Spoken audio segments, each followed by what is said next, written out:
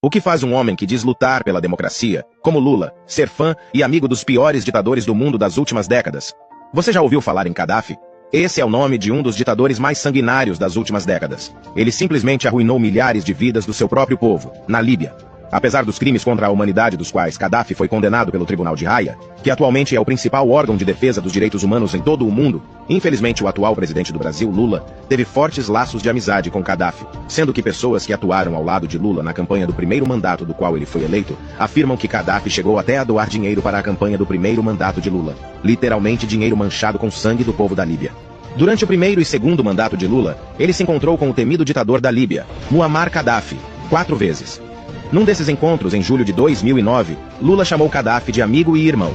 E antes de eu falar sobre alguns crimes contra a humanidade cometidos por Gaddafi, como por exemplo, fazer seus soldados cercarem uma cidade do seu próprio país durante vários meses para que toda a população morresse de fome, vou citar mais um fato que deixa mais firme o laço de amizade de Lula com o ditador sanguinário da Líbia. Escute só.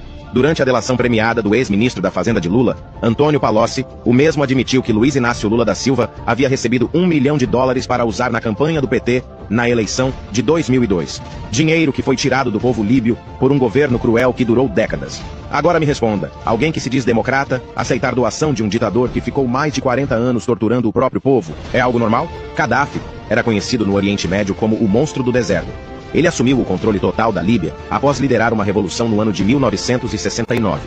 Em 1977, declarou oficialmente que a Líbia era uma nação socialista e proibiu o povo da Líbia de ter 2 imóveis. Quem tinha 2 casas teve que ceder uma para o governo. Talvez esse seja um dos motivos para a amizade de Lula com o ditador líbio. Por décadas, as arrecadações do governo líbio iam diretamente para o cofre de Gaddafi, sendo que ele se tornou um dos líderes governistas mais ricos do mundo. A crueldade e corrupção do monstro do deserto não param por aí. Durante décadas, ele manteve campos de concentração onde manteve qualquer pessoa que fizesse oposição ao governo, principalmente professores e jornalistas. Relatos de prisioneiros dizem que os soldados de Gaddafi recebiam estimulantes para aumentar o libido e assediar as prisioneiras. Tudo autorizado pela nação socialista de Gaddafi. As ambições do ditador não se limitaram apenas na Líbia. Ele tinha ambições globais, sendo que em 1972 Gaddafi financiou a Organização Setembro Negro, para que ela cometesse os atentados à bomba na Olimpíada de Munique, que deixaram 12 mortos. Gaddafi iniciou guerras desnecessárias contra países africanos durante seu governo. A principal foi a campanha iniciada contra o Chad, cuja principal característica que levou ao conflito é o fato de que seu presidente, François Tombalbaye, era cristão e não apoiava o governo do ditador da Líbia. Gaddafi liderou um projeto internacional que passava pela retaliação da Europa e fim da centralidade ocidental no mando do mundo, tendo como principais inimigos os Estados Unidos, Israel, França e Reino Unido. Obcecado em relações íntimas e poder, Gaddafi possuía um harém que incluía homens e mulheres que muitas vezes eram escolhidos pelo ditador ainda menores de idade e levados de suas casas por seu exército pessoal. Com pouco contato com a família, esses servos eram abordados como parte do círculo interno do militar, obrigados a obedecerem às suas ordens em troca de benefícios. Além de fazer orgias com ministros como forma de manutenção de seu poder, Gaddafi também usava drogas como forma de controle. Dormia com a esposa ou as filhas de seus inimigos como forma de humilhação, e obrigava seus servos a consumir substâncias químicas para ficarem entorpecidos e serem mais fáceis de controlar. Um dos fatos mais marcantes do seu governo foi o cerco a Misrata, cidade com alta concentração de opositores. Gaddafi ordenou inicialmente o bombardeamento da cidade sem anúncio prévio à população civil.